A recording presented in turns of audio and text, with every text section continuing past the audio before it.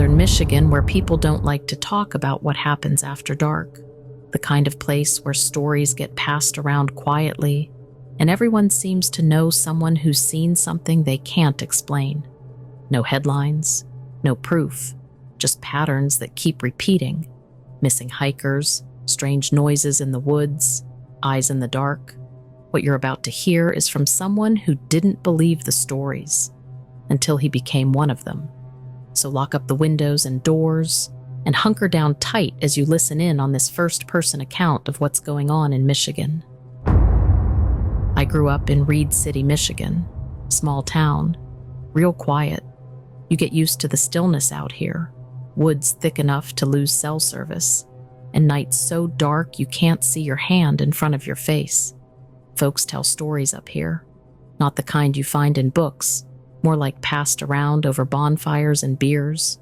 One of those stories is about the dog man. I used to roll my eyes when people brought it up. Some 7-foot-tall creature with the body of a man and the head of a dog, always walking upright, yellow eyes, claws, supposedly first spotted back in 1887 by some lumberjacks near Wexford County. They said it howled like a man screaming and disappeared before they could get a good look. That was the first official report, anyway. Over the years, there were more, campers going missing, mutilated deer left in odd places, giant claw marks on cabins. In 1987, a disc jockey at WTCM played a song called The Legend as a joke based on these old reports. The station got swamped with calls from people claiming they'd seen the thing, some shaking, some crying. That was when the dog man went from campfire story to something more real, and I never thought I'd be one of those people. My cousin Mark and I were camping just outside Baldwin. We'd hiked out to a clearing near the Pere Marquette River, where there's a little ridge we like to fish from. Around midnight, we heard something big moving in the brush, bigger than a deer. We froze. I called out, "Hello?" thinking maybe it was a person or a black bear. That's when we heard it. This low growl that turned into something like a howl, but it wasn't canine. It sounded wrong, office, like it didn't come from an animal that belonged in these woods. Mark grabbed his flashlight and shined it toward the sound. I swear on my life, we saw 2 eyes reflecting back, way too high off the ground. 7, maybe 8 feet up. Then it moved, fast. Too fast for something that size. We didn't wait, left our gear behind and didn't stop running until we hit the car. After that night, I started digging. Reddit threads, Facebook groups, local forums. Turns out people have been hearing the same thing. Just last fall, a woman outside Cadillac posted a video of her back porch. Trees swaying but no wind, a deep growl in the distance. The sound alone made my stomach turn. And then there's Jesse, a guy I tracked down on a local Facebook group, former DNR. Says he quit after coming across a campsite deep in the woods, torn apart, but no signs of blood. No animals, no people. Just shredded tents and claw marks on the trees about 8 feet up. I don't talk about it to anyone but people who've seen it, he told me. Because you can't unsee it. Some folks say it's just wolves or black bears acting weird. Thing is, wolves don't walk on 2 legs. And bears, yeah, they can stand up, but not for long, not fast, not quiet. I spoke to a wildlife biologist from MSU. She thinks it might be a mix of misidentification and paranoia. People see something they can't explain, and their brains fill in the blanks, she said. Add in night, stress, fear, it changes perception. Fair, but that doesn't explain the reports going back over a century, or how different people from different counties keep describing the same thing without knowing each other. There's no seismic activity to speak of in the areas these sounds are coming from, no weather anomalies, and the wildlife patterns? A bit strange. Rangers have noted sudden changes in migration and deer herds bolting from areas where they typically graze. One guy said it's like something's pushing them out. Some believe the dogman's a skinwalker-type creature, tied to native legends. Others think it's a government experiment gone wrong, or even a mass delusion spreading through social media. But for the people who've seen it, including me, it's not about what it might be. It's about what it wasn't. It wasn't a bear, and it wasn't my imagination. I don't know what I saw that night in the woods, but I know what I felt. I felt like prey, like something was watching us long before we heard it. The silence in those trees wasn't normal, and the more I talk to people around here, the more I realize there are too many of us with the same story. So I'll leave it at this. If you've ever been out past midnight, especially in Michigan, and heard something you couldn't explain, seen eyes staring back at you from the tree line, or just felt like something ancient was moving in the dark, you're not alone. Maybe if we all share enough of these, we'll finally figure out what's really out there. So anyway, do what you want with this. Call it paranoia, call it fiction, but don't say no one told you. Hi everyone. So, I don't know whose story this is. It was given to me by a friend of a friend. But once I heard it, I couldn't stop thinking about it. It's crazy beyond belief. I've tried to track the guy down, but no luck. The names don't pull up anything. But the locations, the dates, some of the details, they check out in ways that really shouldn't. So I'm about to read it to you now, word for word. Believe it or don't. Just know. If this guy's telling the truth, there's something in the woods in Michigan that the higher-ups don't want you to know about. So buckle up and get ready for the ride, because this one is going to be a doozy. I'm sitting here outside the Meijer in Ludington, Michigan. Engine off.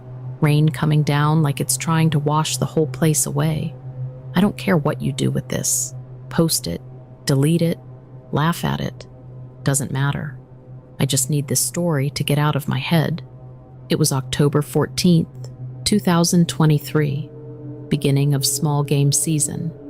Me and my cousin Caleb weren't hunting. We were just out to check trail cams and maybe fish the little manistee. It was supposed to be nothing. A quiet day in the woods. We pulled in around 5:40 a.m. Storm had rolled through overnight. Pine needles everywhere. Our headlights hit the trees and I noticed something was off.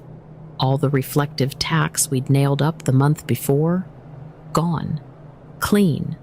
The bark around where they'd been, ripped open, 2 neat vertical gouges, like something had clawed straight down. I said, "Kids screwing around," tried to laugh. Caleb didn't. At the shack, an old ice fishing shanty, we flipped on the lights wired to a deep cycle battery. They flickered once, died. That battery had been fine the week before. While we were unpacking gear, something big snapped a branch behind the outhouse. Then came this sound, like a loon call filtered through a busted speaker. Caleb grabbed the landing net. His hands were shaking. We left for the North Cam before sunrise. Half a mile in, Caleb froze and pointed.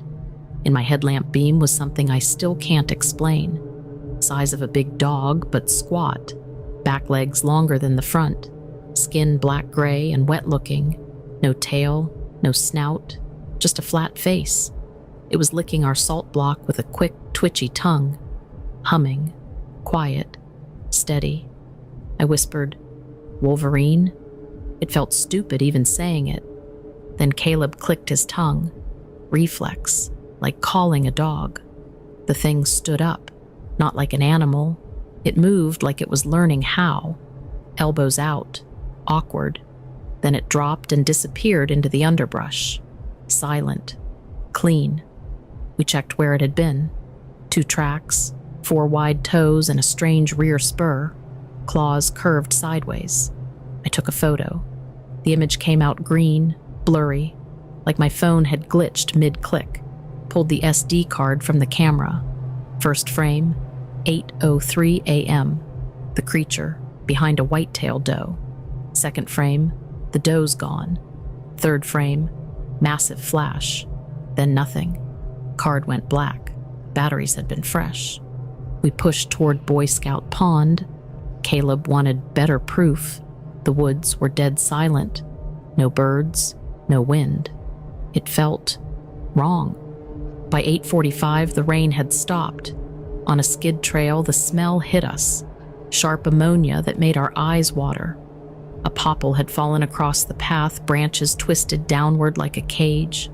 Under it, the creature was pinned, left forelimbs stuck. It hissed with every breath. We argued. Caleb said, "Call the game warden." I said they'd kill it. We decided to trap it alive and hand it off ourselves. We sprinted back, grabbed a steel dog crate, paracord, the net, ratchet straps, returned by 9:20. It was still there, breathing hard. We set the crate, looped cord around its legs, and levered the branch. As soon as it was loose, it bolted into the crate like it belonged there. Caleb slammed the door, it let out a single sharp bark and curled into a ball. We strapped the crate to the deer cart. That ammonia smell got stronger the farther we walked. The thing never looked away, pupils pulsing in and out of sync. At 11:07, we stopped at the marathon station in Wellston. Jolene leaned out and gagged. "Smells like sewage." I mumbled something about bad bait. A guy pumping gas saw the crate and hurried his kids back into the car. Minutes later, we hit the Manistee County Sheriff's substation.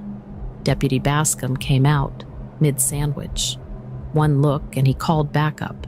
Sergeant Ruiz showed up with a woman in plain clothes. Lanyard said, "A. Lewis." She made a quick call. I heard Category 4 containment, ETA 60 minutes. Ruiz moved us to the back lot. By the dumpsters, the thing was probing the bars with one paw. Skin like suede stretched over stone. Bone-white nails. Caleb leaned in and whispered, "It's breathing with us." He was right. The rhythm matched ours exactly. At 12:40, 3 vehicles arrived. 2 black Suburbans, 1 white van. No plates. 4 men in gray Carhartts got out. Lead guy flashed a USDA badge. Special Agent Hendricks said it was an invasive subspecies, and we had to release it for public health reasons. He already had the forms filled out, even knew the model number of our crate. We resisted. He brought up zoonotic threats, mandatory screenings. Caleb just wanted it safe. We gave in. They loaded the crate next to another, larger, with bars bent outward. Then they shoved us into the second Suburban. Hendricks didn't say a word the entire drive. At Munson Medical, they took us through back corridors, blood draws, throat swabs, Tyvek suits, no name tags. Phones were sealed in plastic, wiped clean. Hendricks returned and said we were clear, but we'd need to sign NDAs. I asked for a lawyer. He said they could hold us for 72 hours. Caleb signed. I followed. They tossed our clothes, gave us Walmart hoodies and track pants. Said my truck was under deconstruction. Around midnight, a county shuttle dumped us at Caleb's apartment. It was creepy because the driver never spoke. That night, 3:11 a.m., I heard the trill again, right outside the window. Lights flickered. I pulled back the curtain. Nothing. 2 days later, my truck reappeared. Bed liner had been replaced. Glove box emptied. Everything gone. When we returned to camp, all the trail cams were gone. Straps sliced clean. Battery and inverter missing. Mugs and cheap gear untouched. They only wanted the data. We hired a lawyer, Eric Reiner out of Muskegon. Reiner took our retainer and vanished. Caleb spiraled, bought a spectrum analyzer off eBay, rigged it to a drone, started flying scan grids over the forest. Ranger warned him about drone laws. Next flight, drone crashed. Battery and SD card surgically removed. October 24th, we posted the trail cam photo to Reddit. 4 hours later, the post was gone. Our accounts banned. Every re-upload deleted within minutes. Then Reiner surfaced again. Told us about a wildlife conference in Lansing. Closed door session. Title, Containment protocols, Category 4, mammalian vectors. We forged badges, and can you believe it? We got in. Slides showed something like what we saw: swollen, transparent skin, organs shifting. A map showed cluster points: Manistee, Nicolette, Temagami. During the break, a NOAA guy muttered, "It shouldn't have made it past the isthmus," then shut up. When we left, a note was tucked under the wiper: "Stop looking, or you'll end up tagged URS-4. The handwriting looked like mine. December 24th, I got a fever. My sweat reeked of ammonia. Had to spend an overnight in the hospital. By morning, I had normal vitals, but under my ribs, a bruise as big as that creature's footprint. January 25th, our cloud backups vanished. Buddy checked his home server. My account accessed while I was asleep. Hendrix's USDA badge number, traced to a field office that's been closed since '99. I visited Grandpa in Big Rapids, told him everything. He said in '52 his dad sold a hide, called it a devil's otter, to a Chicago science man. A few days later, state police showed up, took his fishing spear as evidence, never returned it. He remembered the ammonia smell. March 27th, late snow on the ground. Caleb talked me into a night hike to Boy Scout Pond. We wore disposable painter suits. At 1:12 a.m., the trill killed our recorder. Moonlight showed two figures by our salt lick, skin pulsing, knees bent backward. Caleb dropped the mix windscreen. They both turned at the same time. We ran, slipped on ice. Suits tore. Back at Caleb's, a UV flashlight showed glowing stains on our legs. He burned the suits. The smoke smelled like burning litter. On April 10th, Caleb borrowed my car. Security cam showed him leaving at 9:03 p.m. with a backpack and metal tackle box. That's the last anyone saw him. Next morning, his tackle box was in my mailbox. Empty. May 2nd, unmarked envelope, flash drive, and a sticky note.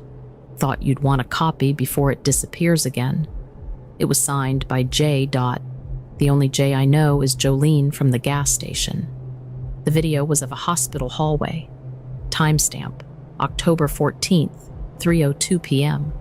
Caleb and I are on gurneys, crate behind us. Something inside pushing, snapping steel. Then a glitch. Crate empty. Hall door swinging shut. No alarms. I called Caleb. Number dead. Apartment rented out. Management said the last tenant vanished after a chemical fumes incident. His Civic's still in the lot. 4 flat tires, expired tags. Police opened a missing persons case. Nothing since. I cleaned out his place before the painters came. Found a jar of cloudy fluid. Inside, something like cartilage. Under a light, it flexed, moved. I mailed it to a buddy at Michigan State Vet Lab. 3 days later, it came back resealed. Jar gone. Just my receipt inside. The utility blade I used to cut the sample still won't clean. Tarnish grows where I touched it. I'm parked at Stearns Park now, watching Lake Michigan. Even the foam smells faintly of ammonia. Probably in my head. Probably. There's a black Coast Guard boat sitting offshore. Lights off. One red sensor blinking. Maybe it's routine. Maybe they already ran my plate. Phone's at 4%. I'm sending you this, then I'm throwing the phone into the lake. If you hunt near Boy Scout Pond, and your reflective tacks vanish, or the woods go quiet, or you hear a loon trill in the dark, leave. Instantly. What we caught wasn't wildlife, and the people who came for it, they weren't there to rescue anything.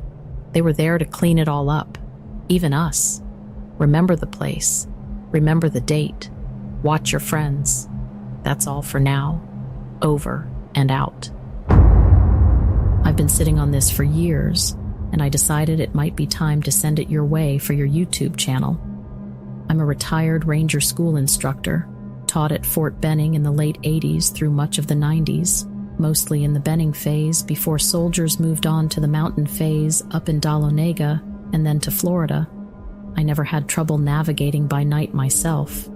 I'd done it probably 100 times over by then. But there was one night, I want to say it was in early spring of 1992, because I distinctly remember we were wrapping up a class that started in January, and the men were at that point where you lose track of the days because of the lack of sleep. Anyway, we were out in the training area near what's commonly called the TA-50 range. Some guys refer to it by other local names, but you'd find it on the southwestern side of the reservation. That's where everything went sideways in a way I still can't properly explain. I recall it was a typically muggy Georgia night, and I was doing one of those spot checks on a couple of the students who were having trouble with the concept of pace counts.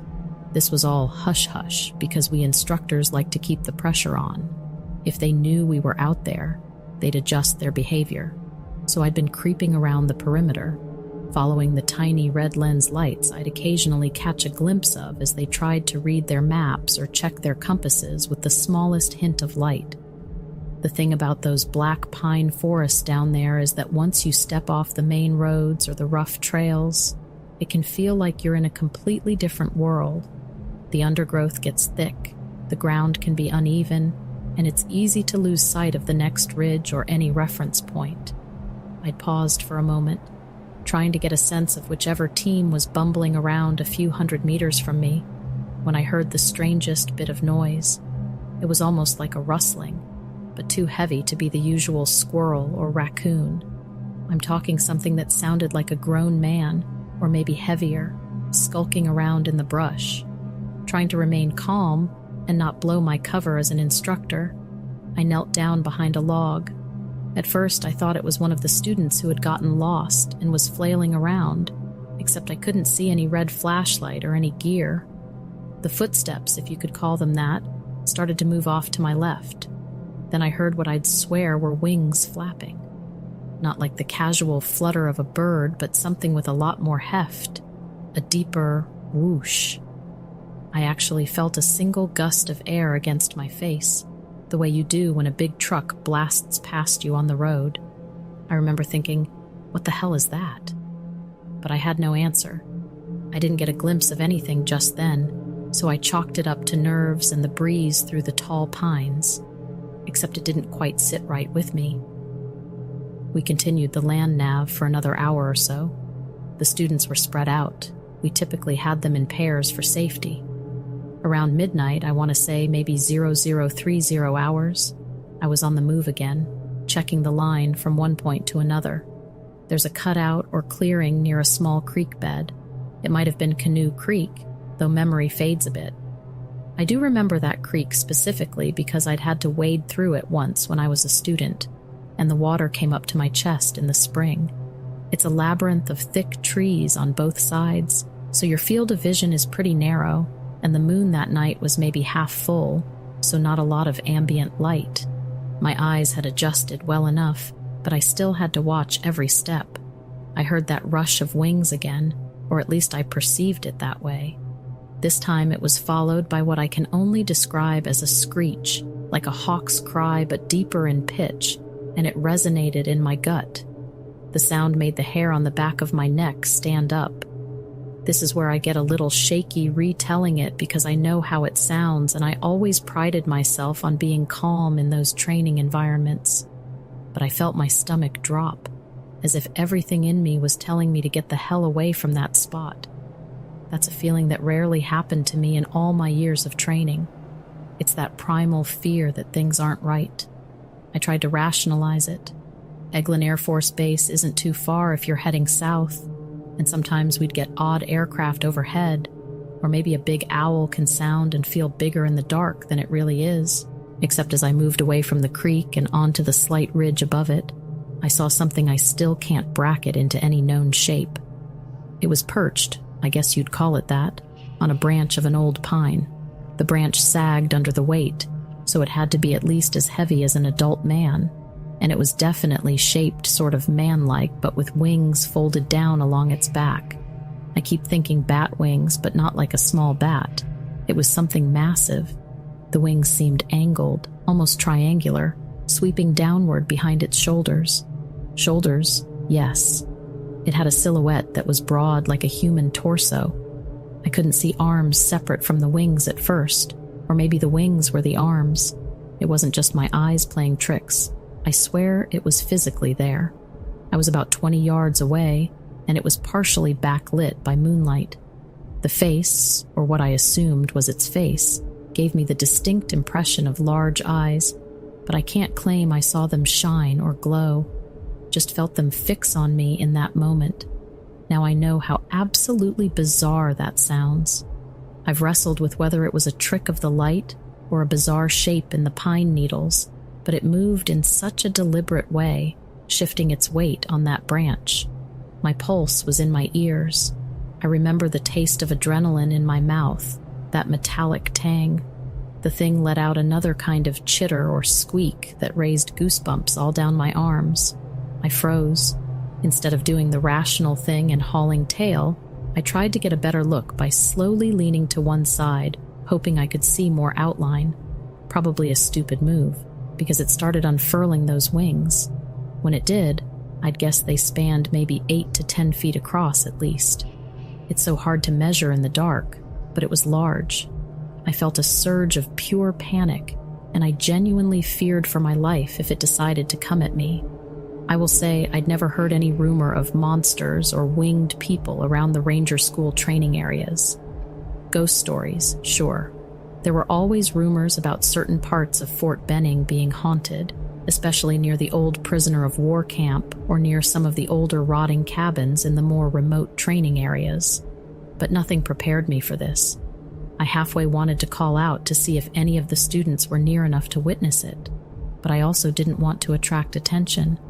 I felt pinned by that creature's stare, like it was intentionally studying me. Slowly, almost gracefully, it launched itself off the branch, and I could hear the leaves shaking and the bark scratch as the branch snapped back. I think I let out a grunt or something because I realized I'd been holding my breath the whole time. I watched it soar over the treetops, heading southeast, maybe towards the Chattahoochee River side of the reservation. It was gone so fast that I wasn't even sure I'd processed it. I tried to calm myself and do one last check on the students before calling it a night. I stayed out there another hour or so, but didn't see it again or hear any more weird noises. I was so rattled I didn't even think to mention it the next day, worried that the other instructors would say I was losing it, that I was in it too long. You know, some guys talk about seeing UFOs or hearing weird chanting in the woods, but typically you'd shrug it off as exhaustion or the effects of training stress. This, though, felt visceral, an actual winged figure with mass, wings, a presence that dwarfed any normal wildlife we had out there, even the big golden eagles or hawks that sometimes nest near the ridges. Over the years, I've hinted at it to a few close buddies who went on to teach at the mountain phase near Dahlonega. Strangely enough, a couple of them admitted they had their own stories of something with wings or a large black shape that soared overhead while they were doing night ops in the mountains, although details varied. One said he saw something that had a gargoyle-like face perched on some rocky outcrop near Cedar Mountain, but that was secondhand, and they never wanted to file any official report about it. I suspect a lot of weird sightings go unreported because it's just easier to stay quiet in the military than to open yourself up to ridicule or a psych eval. Even now, when I talk about it, I second-guess myself, but I keep coming to the same conclusion. What I saw was not a bird, not a random trick of the light, and not a standard known animal in that area. The size alone made the hair on my arms stand up, and the intelligence I felt from it was almost human. Maybe it was some undiscovered species. Maybe it was something else entirely. All I know is that it felt, I don't even want to say evil, but certainly predatory. Like it sized me up the way we might size up someone who's a potential rival. Hard to explain. I sometimes wonder if any of the students out there that night caught a glimpse of it too and decided to keep quiet for the same reasons I did. I still wake up sometimes with the memory of that screech.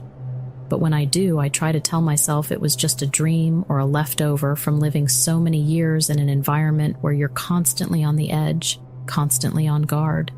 Yet part of me is convinced that there really are winged humanoid things out there that we only see for a split second in remote places. Maybe we're not meant to pry too deep.